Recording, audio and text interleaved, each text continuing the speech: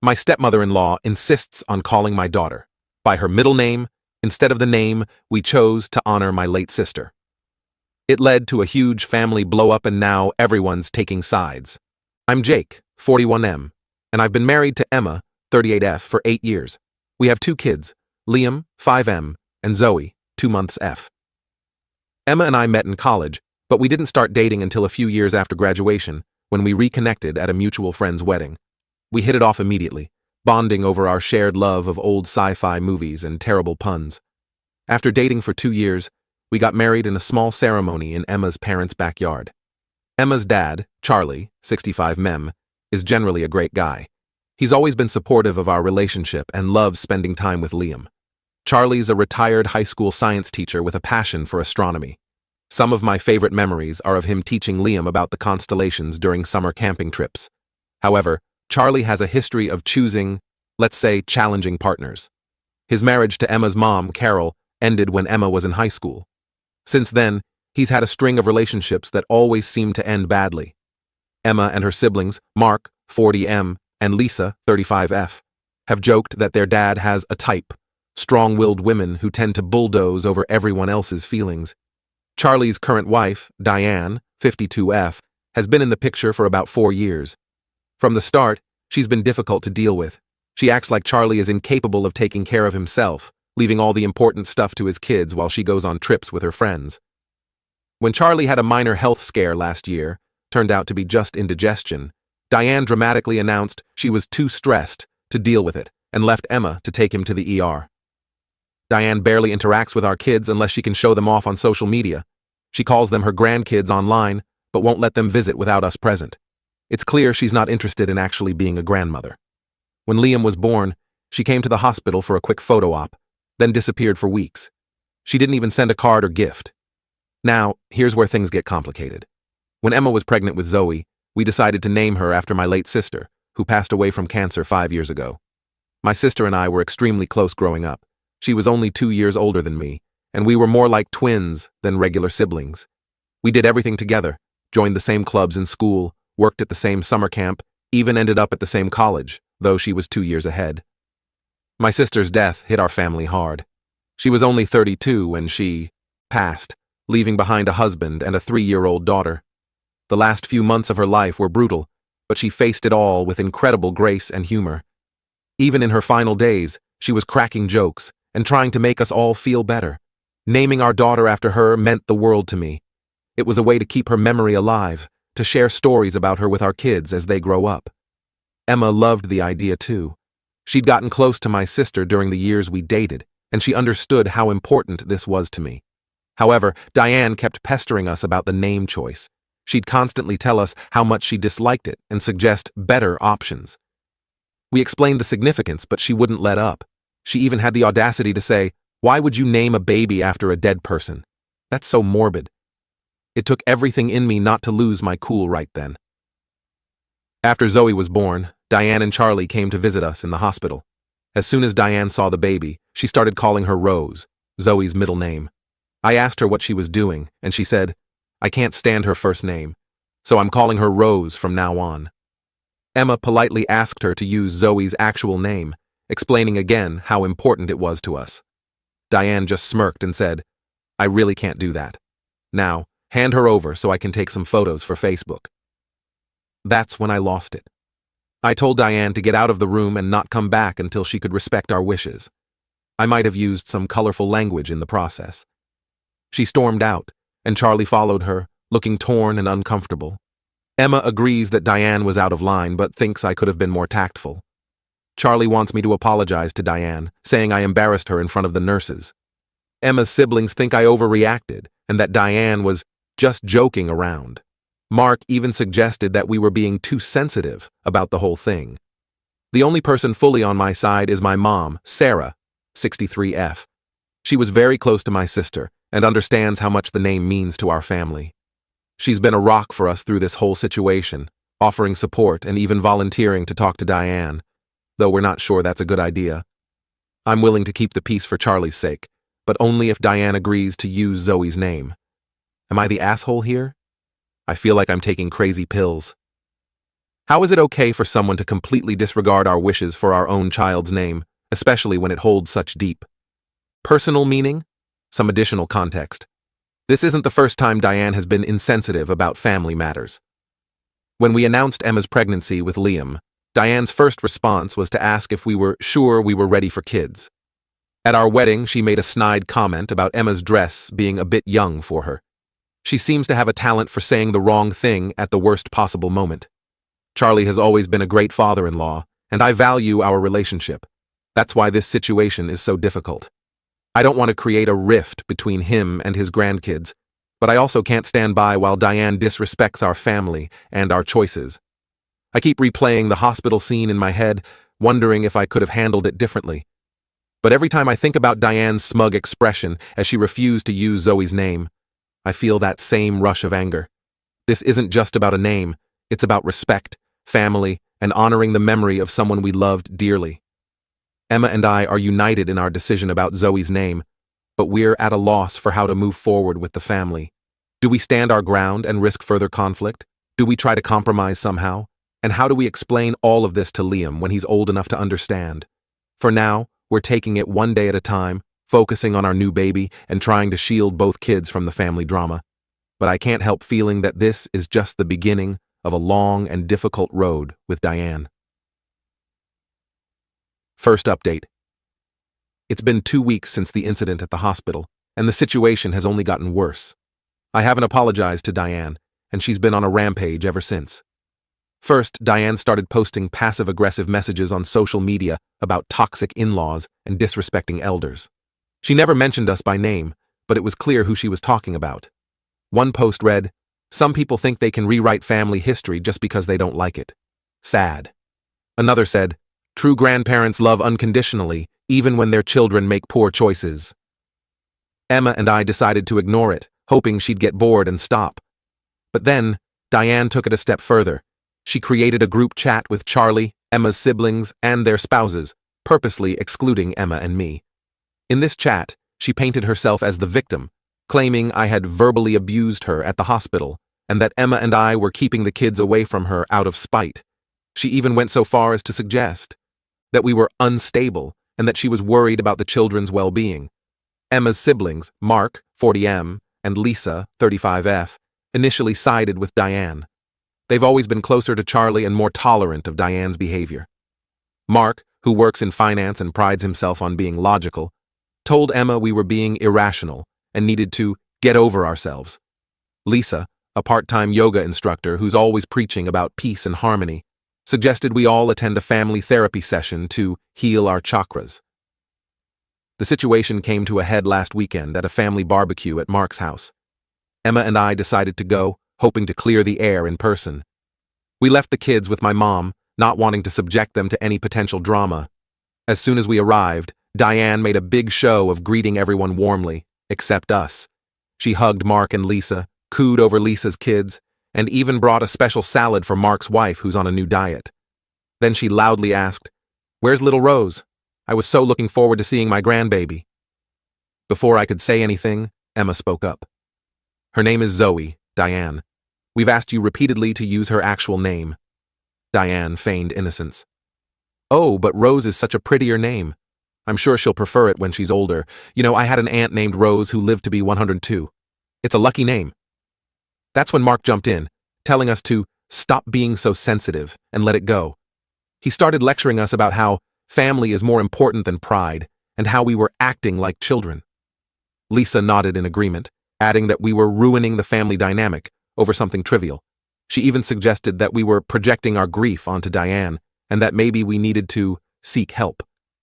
I couldn't believe what I was hearing. I looked at Charlie, hoping he'd say something, but he just stood there looking uncomfortable, nursing his beer and avoiding eye contact. Finally, I'd had enough. I told everyone present exactly why Zoe's name was so important to us, explaining in detail about my sister's battle with cancer and how naming our daughter after her was a way to honor her memory. I talked about the last conversation I had with my sister, where she made me promise to keep her memory alive for her daughter. I even mentioned how Emma and I had discussed this name choice for years, long before we were even married. The backyard fell silent. Even Diane had the decency to look ashamed for a moment. But then she muttered, "Well, I still think Rose is a better name. It's not like the baby knows the difference anyway." That was it. Emma and I left immediately. As we were walking out, Charlie followed us to the car. He pleaded with us not to break up the family over this. He talked about how important family gatherings were to him, how he looked forward to them all week. I told him that we weren't the ones causing the rift. Diane was. I reminded him of all the times Diane had made Emma cry over the years with her insensitive comments, of how she'd never shown any real interest in Liam until she could post about him on social media. Since then, the family has been divided. Mark and Lisa are still firmly on Team Diane, sending us long texts about forgiveness and family unity. Mark even sent a link to an article about toxic family members with the comment, "Food for thought," clearly implying that we were the toxic ones. Lisa keeps inviting us to her yoga studio for a healing session. Charlie is caught in the middle, alternating between asking us to apologize and telling Diane to back off. He called me late one night, sounding tired and defeated, asking if there was any way we could go back to how things were. I told him I wished we could, but not at the expense of disrespecting our daughter and my sister's memory. Emma's mom, Carol, 64F, who's been divorced from Charlie for years, called us after hearing about the barbecue incident. She apologized for not speaking up sooner and said she's dealt with Diane's behavior in the past. Apparently, Diane had made some nasty comments about Carol at Charlie and Diane's wedding, implying that Carol was a bad mother for working full-time when Emma and her siblings were young. Carol's now firmly on our side and has been helping us navigate this family mess. My mom, Sarah, has been our rock through all of this. She's offered to host a family dinner at her house, inviting everyone, including Diane, to try and mediate the situation. Emma and I are considering it, but we're worried it might just lead to more drama.